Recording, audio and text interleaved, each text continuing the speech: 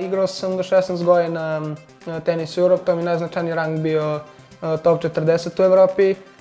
Bio sam prvi na rang listi u Srbiji do 16 i do 18 i ove godine sam osvojio Kup Srbije do 18 godina.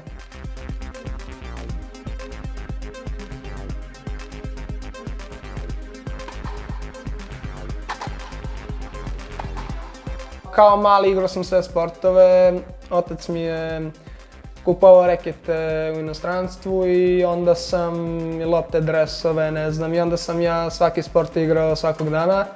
I onda sam igrao tenis sa drugarima na ulici i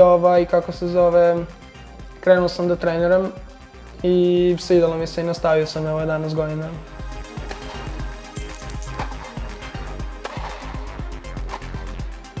U svakom sportu je bitan trud i rad, pogotovo u tenisu.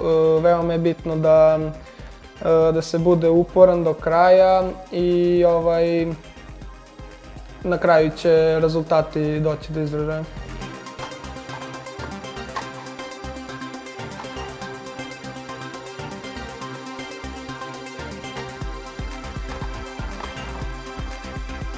Kad imam neke turnire, to je malo teže zbog škole i onda pokušavam da uglavnom stignem, pošto mi profesori dosta izlazu u susret, pogotovo razredna, da pozdravim Tatjanu Sokolović.